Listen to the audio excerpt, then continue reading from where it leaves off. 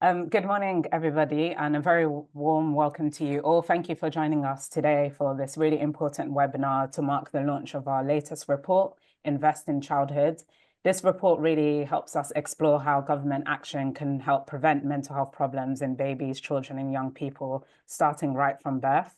My name is Kadra Abdinasser. I'm our Associate Director of Policy here at Centre for Mental Health, and we're absolutely delighted to have so many of you with us this morning. For those of you who might be new to our work, Centre for Mental Health is a national charity dedicated to closing the gap between policy research and practice, with a strong focus on tackling mental health inequalities across the life course. Do give us a follow on LinkedIn, Blue Sky, or Instagram, and my colleagues will share some links in the chat. So today's report looks at how we can embed prevention at the heart of our approach to mental health, supporting children and young people to have the best possible start to life. We'll begin this webinar today with an overview from my colleague David, who will talk us through the report's findings. And then this will be followed by a panel discussion with some brilliant experts who will explore the report's implications and share some of their reflections and their work as well.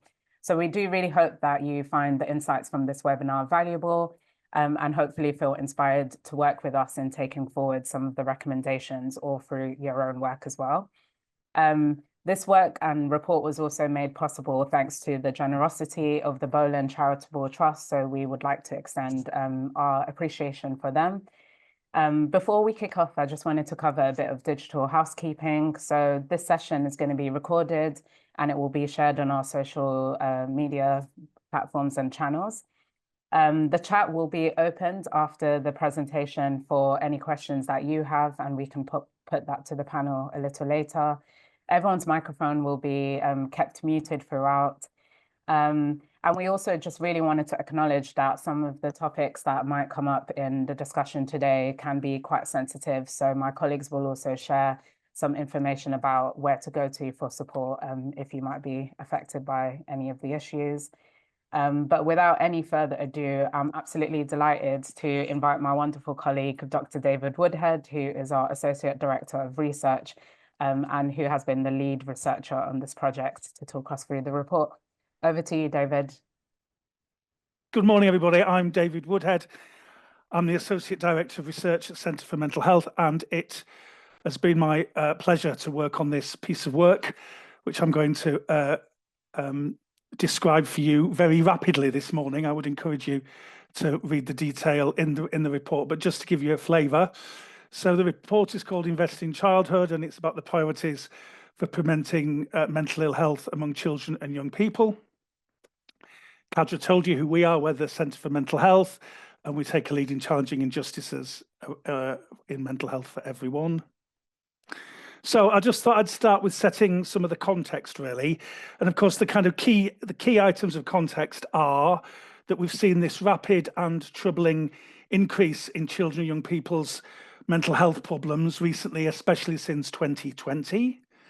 There's the context of the policy narrative from central government about achieving a sustainable health service and an active workforce, which is grounded very much in a prevention agenda and system-wide prevention measures. And there's a kind of a worrying set of discussions or conversations or proclamations which say things variously like mental health, poor mental health can't be prevented, or indeed that there's a kind of a bogus or overblown approach to diagnoses, all of which set a context in which this piece of work is cited. So this is a research paper that we've written to inform policy primarily, but I hope that there's lots in it for a much wider audience. But our primary concern is to influence government action right now, including the spending review. We know that this is a crucial time. The government's under a lot of pressure to make decisions, and we wanted to make sure that prevention for children and young people was part of that. And we wanted to make some kind of statement that actually meant that encouraged them to take action now that would have impacts now and in the short term, but also have lasting impacts. And this is why there's been very much, we're thinking about a generation here, a generation that is currently 0 to 25 but will indeed become adults over time. We're focusing on the immediate and long-term benefits, as I said, and just so you know, we're talking about this part of the population for 0 to 25 years. And I'd just like to say, as part of the context, that we'd like to acknowledge sincerely the support of the Bowland Charitable Trust for enabling us to undertake this piece of work. Oh, I don't want to preempt too much of what's in the report. This is just a kind of spoiler alert, if you like. These are 5 takeaways that as the writer of it, I was taken by, and I think really kind of set the context and the kind of tone of what it is we're wishing to say. And these 5 key things are, firstly, child poverty and racial injustice are drivers of mental ill health. And that really is this broader context in which we have to think about the delivery of services and programs and our approach to protecting and promoting the mental health of young people.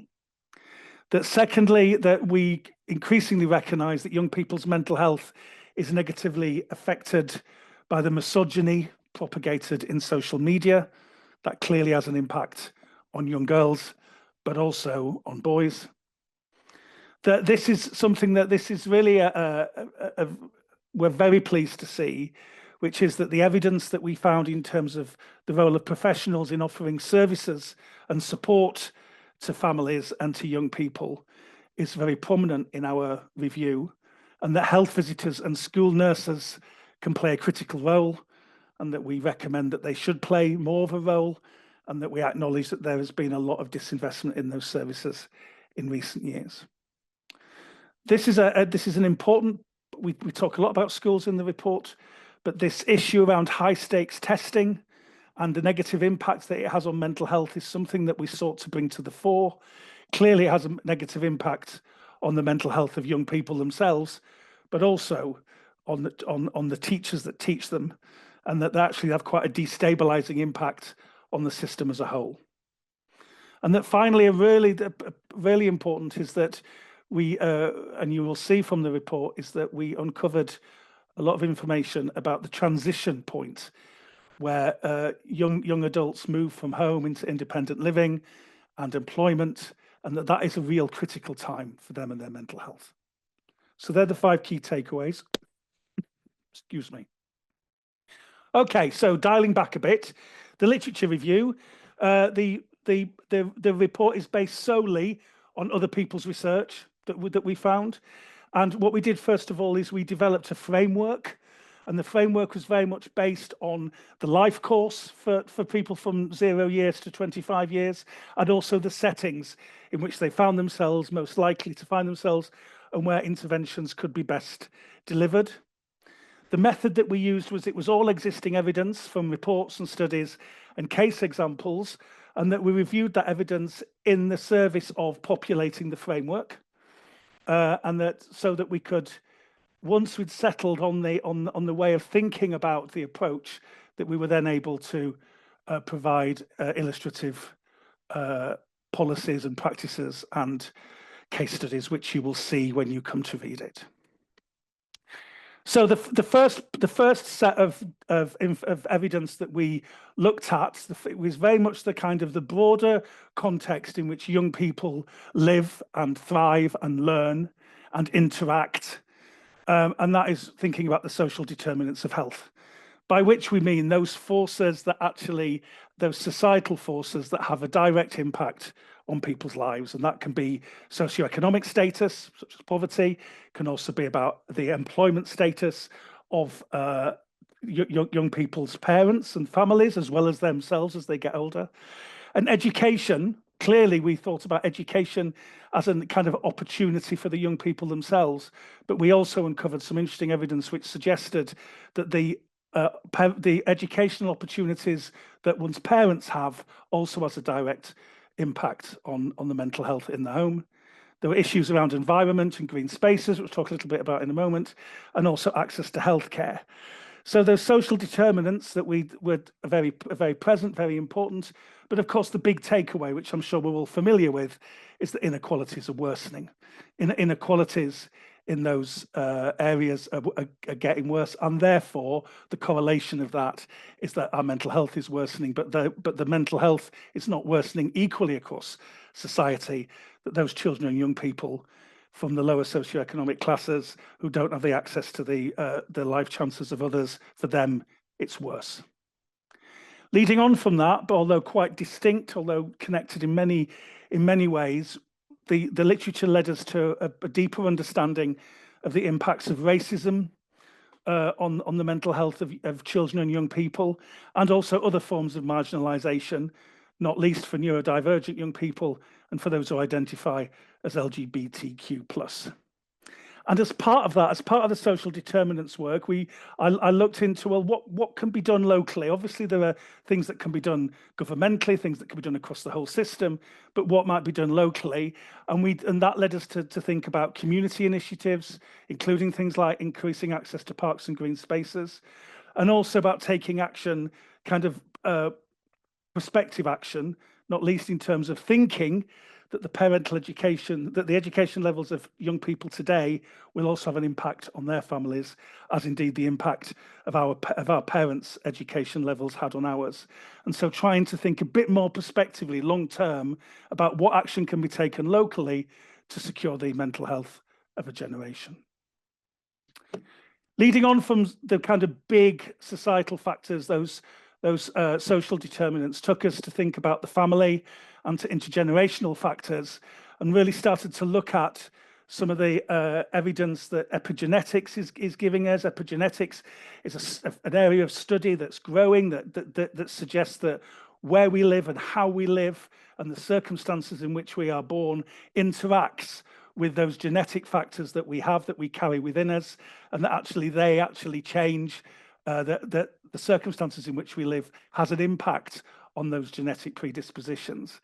That was really important. There's also a lot of work that we looked at around family legacy and trauma, and indeed for racialized trauma, and recognizing that for some young people, for some children, what they carry, the trauma that they carry, in a sense, isn't theirs. They're carrying the trauma that has been passed down as a legacy from generation to generation, and that needs to be considered. And so really, as part of that, we looked at policies for addressing racial trauma and also for providing trauma-informed care. Trauma-informed care, of course, is a system in which you build trust and you build respect, and you take time to listen to individual stories, and you provide tailored support that actually takes note of trauma or the potential effects of trauma, but actually isn't just for people that have had that traumatic experiences themselves. The system as a whole can benefit from those principles. Moving on, maternal and infant mental health, very important. As you know, we've written at the centre about this before. Again, it's really important to acknowledge that what happens in those early stages of our life, that there's a lot of talk at the moment, I've noticed, about the first 1001 days, that actually what happens in the early stages of life not only is important for the health that you experience in those first 3 years, but they cast a kind of perspective trajectory of the likelihood of your health, your mental health going forward throughout your life.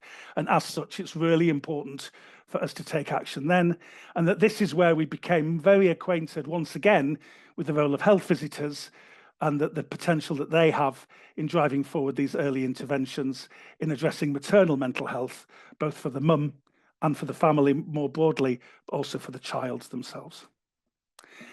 We then moved into schools and started to think about these places where children and young people spend a lot of time, obviously. Oh dear. Spend a lot of time, and that what should be done there, both in early years, what we might have once called nurseries, but also in schools, primary and secondary, and also in colleges.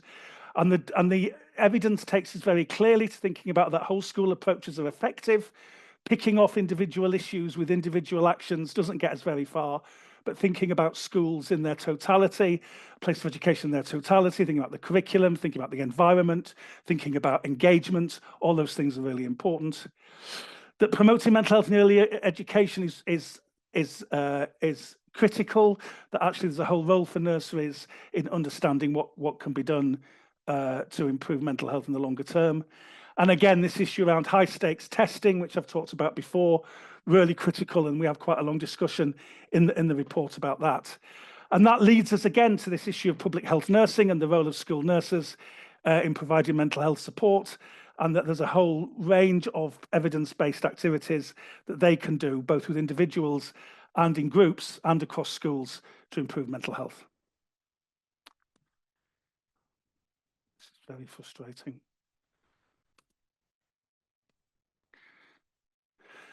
Universities similarly can take whole system action. We've seen that there are some universities leading the way. York and Queen Mary College in East London seem to be doing great things there in relation to mental health strategies, acknowledging that universities are places also where for young people beneath that 25-year-old threshold, their mental health can become an action, and that can become an issue, and that government can take action. And then there's this critical point about the importance of stable housing and employment, and just really how for many people that is so difficult to secure and even to consider nowadays. But really what we do is we need strategies to support young adults during that transition, because it is a point in their lives of significant potential vulnerability and need. So what do I need to do here? Sorry, please bear with me.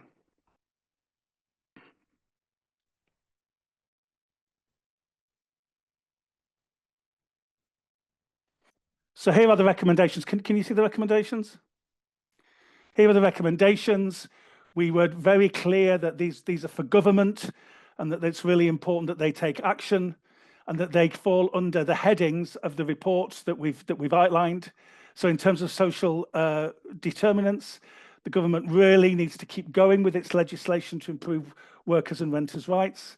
It needs to take action to tackle violence against women and girls, and within that we would bracket and certainly put at the centre of it attempts to reduce misogyny and its impacts, but also around child poverty and racial injustice. And that, just to reiterate our call for a cross-government mental health strategy supported by a mental health commissioner, and indeed to get the entirety of machinery of government, so that what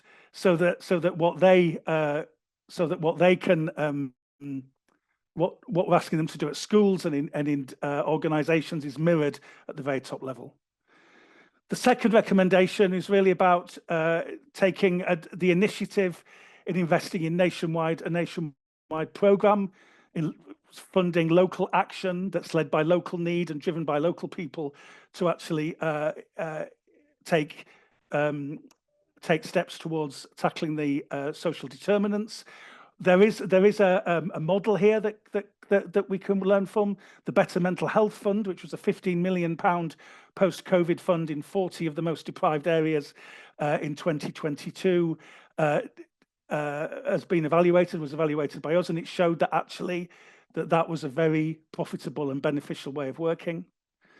Thirdly, the government should invest in evidence-based parenting programs with a proportionate universal approach, and really to make sure that people from lower income families are not excluded.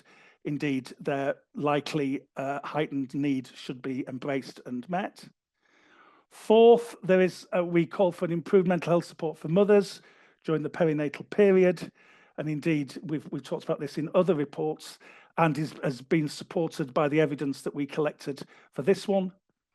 Fifth, as part of this, the public health nursing offer, we really think that we're calling for an expansion in health visitors and school nursing workforce for the reasons that I outlined a few moments ago.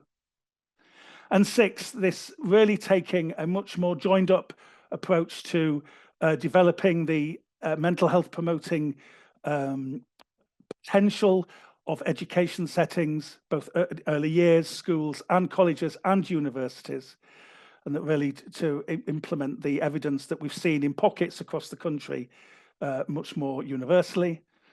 And finally, we would call on the government to fulfil its manifesto pledge to establish mental health hubs in every community. These will be critical in supporting young adults to make the transitions from childhood and being a young person into adulthood, as we've said before.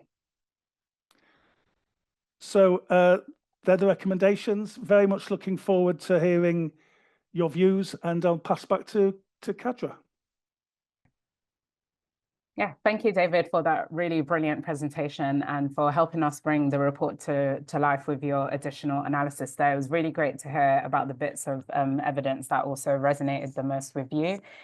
So the chat is now open for any questions from the audience. So please do take the opportunity to ask us any questions that you might have. But I'm also delighted to welcome back David and invite some of our other panelists for a bit of a discussion on the report's findings. So I'm delighted to welcome Adorian Akpan, who is a young person who was on our Young Changemakers program, and she's currently completing a policy internship with us at the center.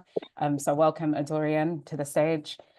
We also have Benadka Dubitska, who is a consultant psychiatrist and professor of child and adolescent psychiatry at the University of York.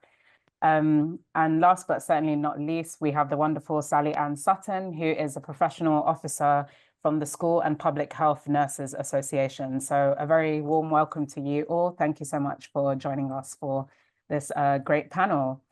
So I'm going to kick us off maybe by asking Adorian, Sally Ann, and Benadka for their thoughts on the first question I have for you, which is that the report outlines a wide range of challenges and opportunities for improving the mental health of babies, children, and young people. I'd really love to hear from you on what stood out the most and what you all see as the biggest opportunity for change. Can I come to you, Adorian, maybe first, and then I'll come around. Yeah, hi everyone. I'm Dorian.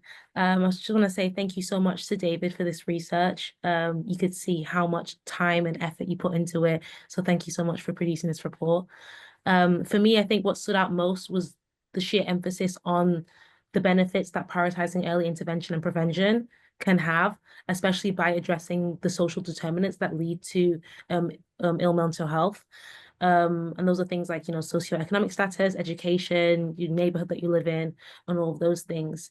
And it reminded me of a quote that my dad used to always say. He said, prevention is better than cure. And in that, the challenge here for us is to, we know that there are a lot of people doing the work, as all of you are here. There are a lot of people doing the work and are very passionate about this work. But as we know that the biggest challenge facing us in this way to continue to support, babies and children and young people's mental health is that we have to ensure there is adequate and sustained funding towards the initiatives that are already going on. Because as we all know, there has been like historic underinvestment in mental health services, especially for children and young people. But I'd say the positive side that I saw from this report was that essentially we have the opportunity to promote mental health awareness in a way that has never been done before. And so I look at it as the only way that we have is up to go, especially with the recommendation of a national mental health program by the government. I think that would really help us move in leaps and strides towards this goal of improving mental health for the next generation. Oh, I love that. Thank you, Dorian. And it reminded me, I heard of the term Christinuity for the first time yesterday, which is a combination of crisis and opportunity, apparently coined by Homer Simpson. So fun fact for you there, but how can we, take a new paradigm shift and approach to change in the context of, multiple crises happening there. So thank you so much for your reflections there. Sally Ann, can I come to you next for your thoughts? Yeah, I think there's two things that stood out for me. I think, we've heard again about the overwhelming evidence around the significantly increasing prevalence of mental health for children, young people, mental health problems, but the continuing lack of parity between physical and mental health, and absolutely welcome the call for government to focus on a mental health strategy and appoint a mental health commissioner so that we can have that parity and that focus, because we can't separate physical and mental health. And then I think the second point, I think, takes me back to when I started in school nursing many years ago, about the evidence around whole school approaches and thinking about, we used to have a fairly robust National Healthy Schools model. And I think this also links into the point about sustainability and longevity. These things come and go, but we had that model. We need to get back there. We had a model that was actually resourced in local areas and gave schools a real focus on what they needed to achieve within that whole system approach.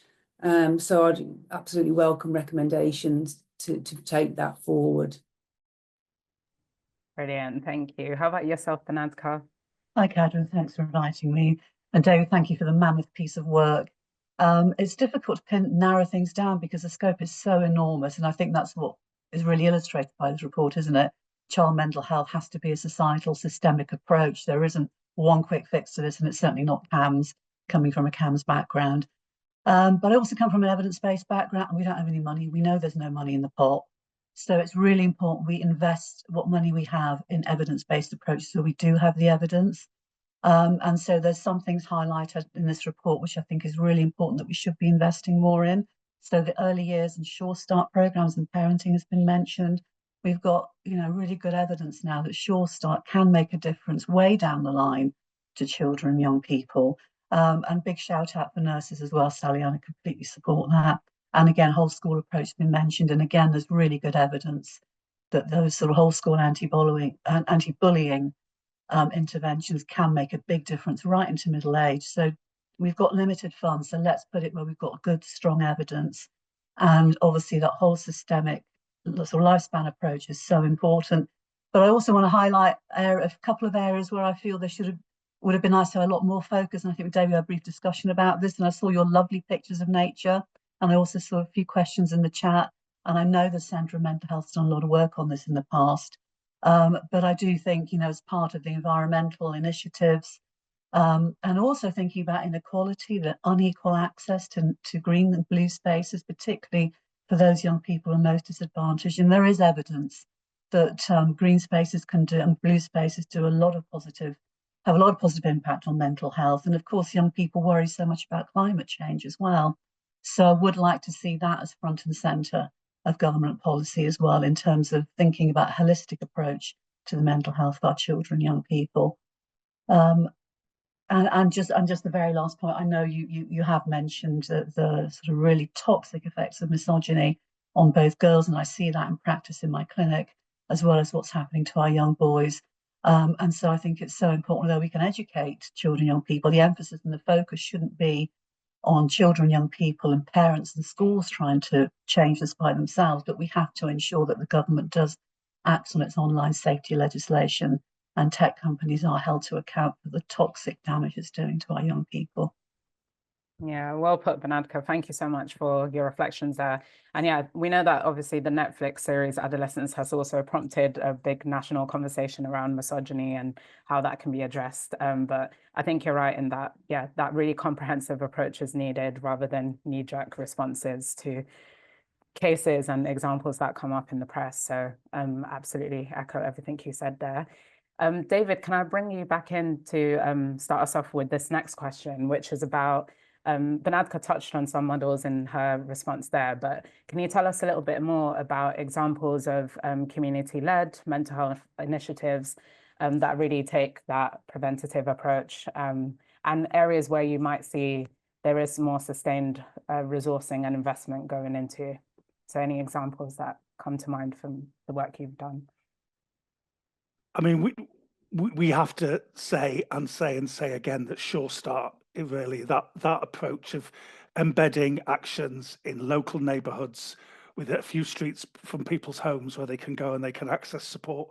That did, we had that brief period when that was funded, and really we've it was extensively evaluated. It was also at a time when there was a lot of evaluation was funded. So Sure Start, I think, is an absolute gives us a blueprint, gives us ideas very clearly as to how we can embed from an early years perspective public health action in communities across the board, but certainly where inequalities are greatest.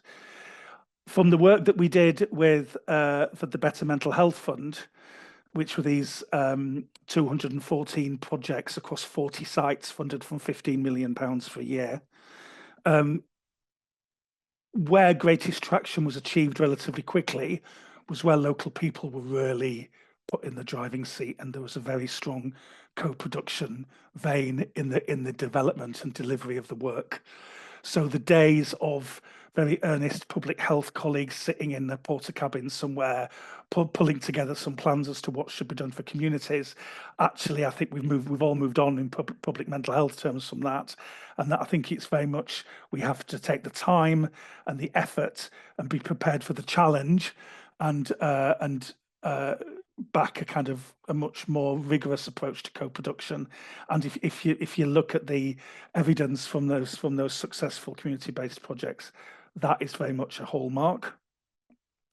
And then finally, I would say that we have to, that I think for young people in particular, what we see has been a significant kind of fragmentation around identity of late, where people, I think, where the world is much more complex, and that the way in which young people choose to make sense of themselves and express themselves and assert their presence in the world has become more complicated for a lot of societal reasons, not least poverty, but also this explosion of media, that actually I think we have to dismantle all that we people my age might think works, and really acknowledge that the composition of younger people as a group is potentially, I would argue, less homogenized than ever, much more diverse, and therefore, in order for us to be successful, we've got to embrace the diversity, stop looking just for deficits, but also look for positives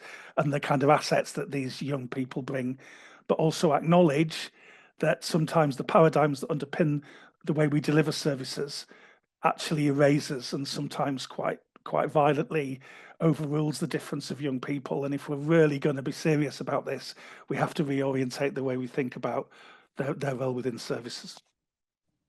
I love that, David. Thank you. And maybe a nice segue to you, Adorian, to hear some of your thoughts about successful community-based initiatives in this area. I can actually see in the chat somebody else brought up the Greater Manchester's. Sorry, I hope you can't hear that music. That's my neighbour. But someone brought up Greater Manchester's partnership, and I'd say that David goes into quite in depth about their partnership. They have the Greater Manchester Health and Social Cares Partnership. It's a whole system approach that David goes into, so I really suggest reading the report, of course. But of course, as he states in there, I'll give you a brief summary. It really shows promising results in improving, the mental well-being and reducing the need for crisis interventions in young people. And I think that initiatives like this are definitely needed to be implemented wholly. I think we've also touched upon in the chat, a lot of people have said about, the importance of school nurses and them especially being trauma informed, and GPs being trauma informed. I think that for a lot of people, their community, when they are facing a crisis, if it's not, it is their GP that they might go to and say, hey, I am struggling in this way. And we do need those professionals to be trained in, as we said, in trauma, so that they can understand the needs of their patients and also of their community. Sadly, there is sometimes a lack of cultural context towards the patients that the GPs or the nurses are looking at, and they have this disconnect, and so a lot of people feel there's a barrier towards them facing access to healthcare, and they feel as if, oh, if I go to the doctor, they won't really understand what I'm saying, or they won't hear me, and so they feel as if maybe they'll only be prescribed medication and not actually informed that, oh, maybe there's a therapy that can work for you, or as we've talked about, prescribing social therapies. For a lot of people that isn't prescribed to them, and I think for them they benefit a lot more from that rather than typical medication prescriptions.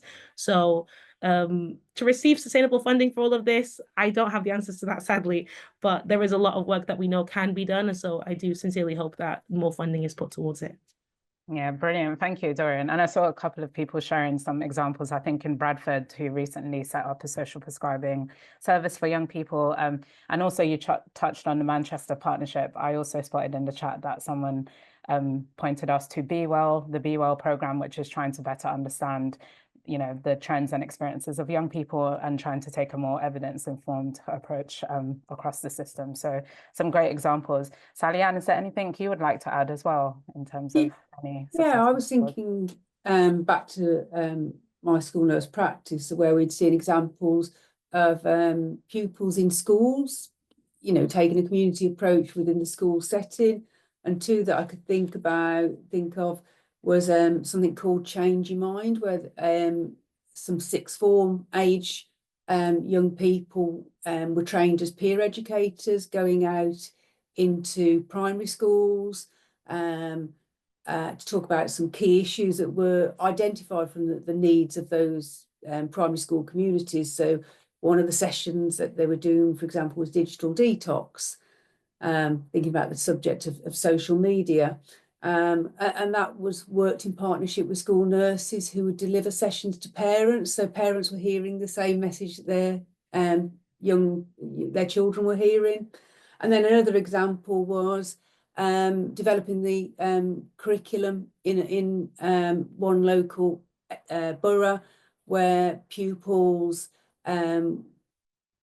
really in the true spirit of co-production produced a docudrama focused on the 5 ways to well-being, taking someone through a journey, having mental health problems back to being mentally well, and using the 5 ways to well-being. And then that was incorporated in the school curriculum, and again done in partnership with school nursing. So thinking about those community-led things at a very, very local level involving children. Yeah, brilliant. And yeah, just that common thread coming from all of your responses there about the importance of co-production through and through. So thank you for that. I think I'm going to abandon my final question just because there's so many brilliant questions coming through from the audience that I want to try and get to as many of them as I can. So we have a question here from Sue Penner, which is, we have a program addressing childhood trauma, intergenerational trauma for both adults and children, as they believe that they need to work as much with parents and carers as they are with children themselves. But they say that they really struggle to fund and evidence the work that they do through evaluations and getting this to a wider audience. So maybe I wonder, David Bernardco, if you have any thoughts around, how smaller organizations might be able to like approach evidencing their work and trying to spotlight some of the good practice and innovation that might be happening in this work and getting that to the attention of wider audiences. I mean, I don't know much about research about interventions for intergenerational trauma, but obviously trauma is something we see repeatedly, presenting in CAMHS for many reasons. In terms of getting the evidence, I mean, it's hard work. It means getting a grant and getting funding, and that's quite difficult. But certainly, I was pleased about the focus about trauma-informed care throughout the report, and also sort of raising the issue around trauma due to racism as well, because that's something that isn't really addressed properly. And it's something we've talked a lot about in my trial. So we're running a depression intervention trial in CAMHS, and we've been trying to train clinicians in the concept of cultural humility.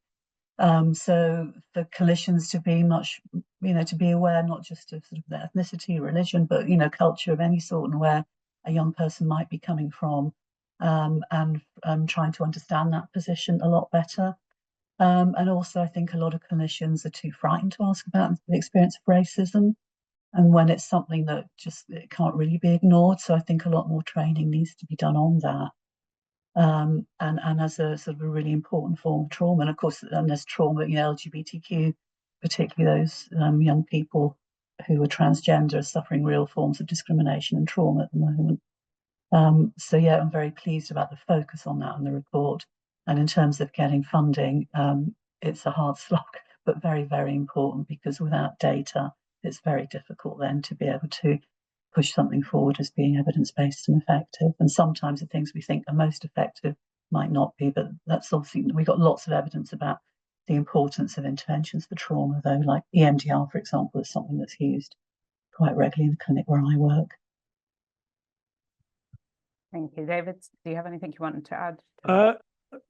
Not really. I think, I mean, it is difficult getting funding, especially and finding people to do it, because research, it's to do it well takes resource, and that's always a challenge.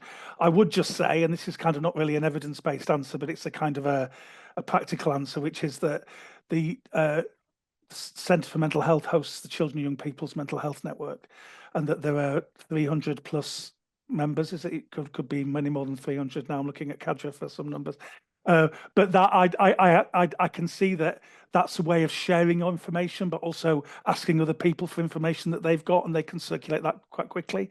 So that doesn't really answer your question in terms of how you evaluate your own stuff, but you might be able to find research reports that have been done elsewhere, studies that have been done elsewhere, and I think there is a challenge around somebody being funded to do much more of this kind of synthesis work, to pull together the essence of what many studies tell us in order to support you, because there is also a case to say, yes, you want to evaluate locally, but sometimes you can just work with a strong assumption. If what you're doing has been shown to be effective elsewhere in a robust way, then actually that does at least temporarily relieve the pressure for you to feel like you have to prove your own existence if it's already been done for you, in effect. Yeah, no, brilliant. David, there was a couple of questions about whether we explored particular areas in the research, if I can come back to you as well. Sorry to put you on the spot, but if anyone else has any thoughts as well, feel free to jump in. But a great question here from Joe Morell about the role of youth work and community activity in young people's mental health. And we've been, involved in the Thriving Minds program with UK Youth, which is looking at the role of youth work in young people's mental health, just to kind of flag that. And also a question from Simone Spray about the impacts of creativity, whether we explored that on the mental health and well-being of children and young people, as it's often overlooked, but can be a powerful tool in navigating social determinants and helping to achieve impact. So those two areas around youth work and creativity. So we don't have a section on youth work per se, but we do talk about community initiatives, and as part of that, youth work falls under that, or at least organised activities in the community for young people. We do talk, just for the other comment that was made, we do talk a little bit about the Be Well programme in Manchester, which is part of this kind of systemic approach to building capacity in different places to support young people's mental health. Creativity impacts. I'm trying to remember what I don't think we wrote anything particularly about that. I don't think that we focused it in that level of detail about the individual kind of focus of projects. We kind of tried to keep it much more about how you build the architecture in a system, and then you put local things within it, in the same way as the Better Mental Health Fund worked, actually, which was things were very much locally driven. Personally, I'm very interested in creativity. And I think it could be something that we should investigate more. I'm sorry that we don't. I'm very aware of the creative health movement and what that means, and I've been part of some stuff there with some work I've been doing through Durham University, so I understand the impact of it. But I don't think we had to make some quite difficult choices about the granularity of what we put into the report. Just because something isn't in the report doesn't mean that we don't think it's important. It was just a case of pulling together something that we could create in a timely way with this looming deadline around the spending review. And already, it's only 3 hours in. Already, I'm thinking if we were to do it again, we'd do it differently. So thank you for that, and that certainly is something that we need to bear in mind for the future. So, Kadra, can I come in there as well? Yeah, because of course I know Manchester's talked about repeatedly, and some, like I'm sitting here in Manchester, having worked in Manchester for many, many years. I think it is really positive that in Manchester, if a young person is in crisis, we do have, a pretty strong crisis system where we can refer to, which I think should be replicated everywhere. But obviously, we don't want young people to fall into crisis. We want to try and prevent those crises. The problem that we have, and I think people have around the country, when I see young people and claim, no, I don't want to prescribe antidepressants 99% of the time. I would much rather be able to give young people new housing, for example, which is a huge urgent crisis, which drives mental health problems in the whole family, or try and have activities for young people to do other than sitting gaming for 24/7 or on social media. But as we know, youth clubs have been shut down. There's very limited access to sort of community activities. So I very, very, very much support the push for community activities as much as possible. And there's some great charities, of course, doing lots of work. I think we use Princess Trust quite a lot and refer to them, but we shouldn't have to rely just on charities. This should be integral to children's lives and be able to grow up in a neighbourhood with access to those sorts of activities. And as we know, loneliness in young people now is greater than in older age, which is absolutely scandalous. And our young people are some of the most unhappy young people globally. So I think addressing those community resources is so important, as you were saying, David, and the drivers we know is poverty and deprivation. Absolutely, thank you. Dorian, did you want to come in on that point there? Yes, talking about like youth initiatives that work in terms of like mental health support. I mean, I just want to share a bit of experience about working with change makers with the Diana Award. I mean, in that project, I was a co-producer for the project, and the project was essentially working with young people from Black backgrounds to essentially help them come up with revolutionary ways to address mental health inequalities. And it was working with them to kind of foster their own mental health, but also ways in which they thought of other initiatives that happen. And so we saw that through working with them.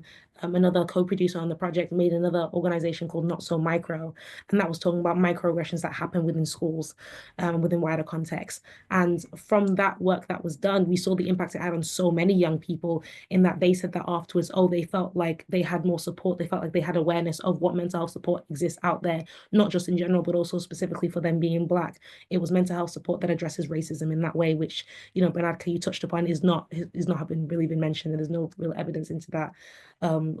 Or evidence, but not exactly manifested in the way that people feel it, that there is support in that sense. So there's obviously many other organizations that do work like this.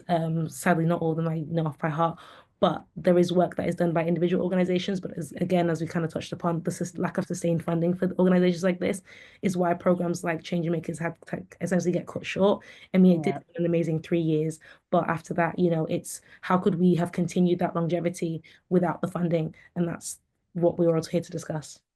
Yeah, no, absolutely. Thank you for sharing that. And yeah, just the power there, I think, of involving young people and enabling them to participate in social action as well, how that's both a preventative, but also an intervention in terms of supporting their well-being too. Sally Ann, can I come to you for this next question, please, to kick us off with from Ulika, which is about how can we balance up the recommendations that we have around increased investment in school nurses, but also within embedding whole school and college approaches to mental health. Yeah, I guess there are some concerns maybe she could have, there could be some concerns that the government could cherry pick the recommendations, but obviously we know that those kind of models work hand in hand with one another. So would love to hear your thoughts around how those two asks sit together. Yeah, I mean, in terms of investment, there needs to be some proper scoping and understanding of fully funding and delivering the Healthy Child programme. So we've already got a programme, haven't we? Evidence-based, high impact areas are quite clear on where school and public health, nursing, health visiting can make the biggest difference. And that includes the work that they can do in early years settings in schools around whole systems approaches to mental health. So I think that's what needs to be done, but there needs to be some costing. And then when there's proper costing, then there needs to be a plan in terms of the workforce planning and the soon to be NHS or health plan around how that is delivered alongside reinstatement of the public health budget to do so. So that we rebuild the school and health visiting workforces. You know, work is going on. OHID are currently reviewing an out to consultation on commissioning guidance, but we've got to get there quicker. We've got to move away from the postcode lottery of delivery that we've got. And Safna did a report. I'll put the link in the chat at the moment. A survey of delivery on the front line. Institute of Health Visiting have done something similar that shows terrible inequalities in delivery of this programme that's universal in approach but personalised in response, so can, you know, respond to and work with those communities with greatest need or individuals with greatest need. Brilliant. Thank you so much, Sally Ann, for that. That's really helpful. And yeah, hopefully there's some opportunities coming up with the curriculum review that's currently underway. And obviously this new government has a commitment to continuing to build on things like the mental health support team. So hopefully, yeah, those can sort of be considered alongside a more comprehensive strategy around mental health in education. I'm really sorry, we might just have time for one last question, and I really want to ask this question. So apologies if we've not been able to get to your question. We'll try and get back to you all in writing. But we touched a little bit around intersecting identities and experiences. And we had a question from Liz, which is around if there were any particular best practices any of us came across around the mental health and the inclusion of autistic young people in particular, really recognizing the high prevalence of mental health amongst this group of young people. Any thoughts or examples anyone would like to share around that? Just really to comment, from my experience, I mean, the waiting lists are massive just to get a diagnosis even. But the problem is you get the diagnosis and there's just virtually nothing in terms of post-diagnostic support, is there? So, and the teachers have a lot to do, don't they? But, historically, there's been so little on their training curriculum in terms of mental health, and neurodiversity is a hugely important part of that. So, of course, they're not, teachers can't be the solution to all of this, but it's so important society more generally has a better understanding of the needs of neurodiverse young people, and helping them to function to the best of their ability, which they can do, but they can't if their environment is stacked up against them.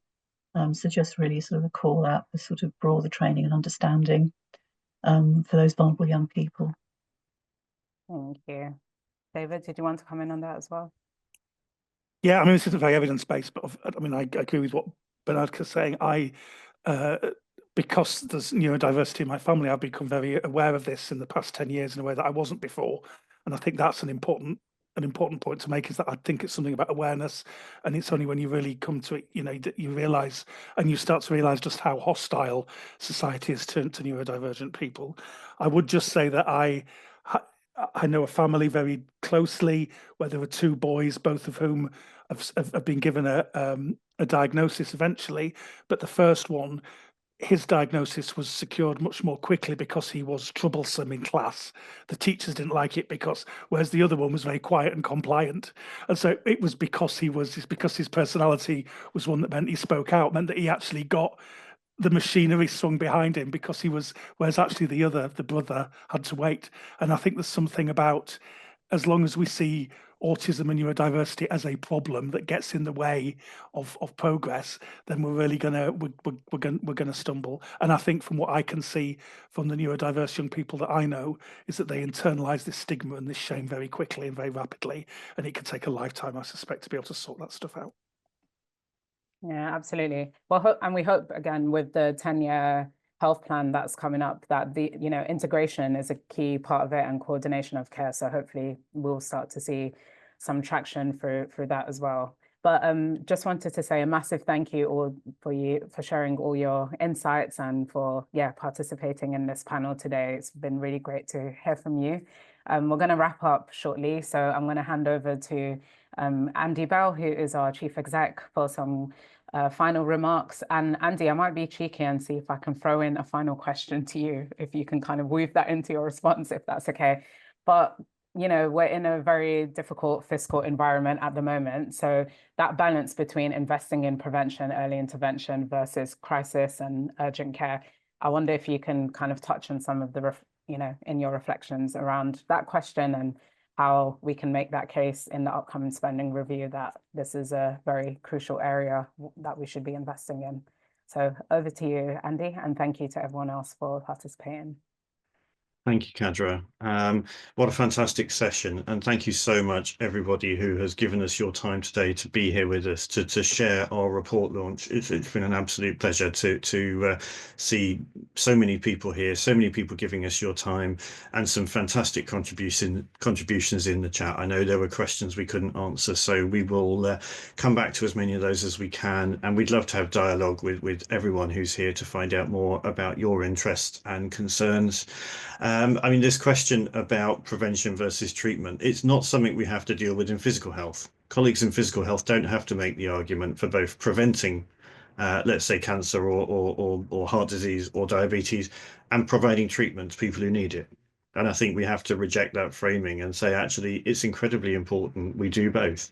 We clearly need to refocus on prevention because it hasn't had enough of a focus of the resources available. So it's our job at the centre both to make a really clear case for prevention as being a very cost-effective, when it's done well and appropriately, way of spending government funding. Is also about spending money differently, or the same money in better ways. But that doesn't mean we don't need to support people who are experiencing difficulties with their mental health. Quite the opposite. We need that stepped approach. And with a stepped approach, you have better lives and better value for money. So we believe fundamentally it's really important that we take that approach, and we'll continue to battle for that. Just to say very briefly in finishing, I shan't try and summarize what's been said. That's impossible. You'll take your own things away from that, and I hope you found it useful today. But please do share this report. Share it with your MP if you like. Ask them to call on the government to invest in childhood. Share it with your local council. If you work for a local council, join our Mentally Healthier Councils network. Become part of our group. Share it with your integrated care board or health board. And please, maybe with local schools and colleges that you're involved in, let people know about this. The more, the merrier. As we said in the chat, we're 40 years old this year. I'm a bit more than 40 actually, but as Centre for Mental Health, we're 40. We're celebrating a big milestone, and we've got lots more work coming over the course of the year. As part of our Future Minds campaign, we'll be talking much more about children and young people's mental health, and we're also going to be looking at investment priorities across the age range in the next month or two. So stay tuned. If you get our email bulletin, that's brilliant. If you don't, sign up. Follow us on LinkedIn and Blue Sky. Other social media platforms aren't available, but you won't find us on all of them. And please do get involved. If there are things you'd like us to evaluate, then we're really interested. I've already seen some fascinating stuff in the chat. Obviously, we need funding to evaluate stuff, but we also need great things to evaluate. So please do reach out. We'd love to see more about that. We put in the chat some organisations that will provide help. I know much of the content today has been about stuff that's deeply personal for many of us. So please do reach out for any help. We'd love it if you would respond to our feedback survey. It's great to know if you found this event helpful. So please do respond to that if you can. I think all I then have to do is say a massive thank you. Thank you to David for an amazing report. Thank you to our wonderful panelists for answering a wide range of questions. Massive thanks to Kadra for hosting this event, and to our colleague Hannah for organising it in the first place. And we really do want also to thank the Bowland Charitable Trust. Without you and your support, nothing we're doing here would have been possible. So we're really grateful for everyone who's been part of this. Stay in touch. And we've got to 12 o'clock, so I think all I need to do is say thank you and take care.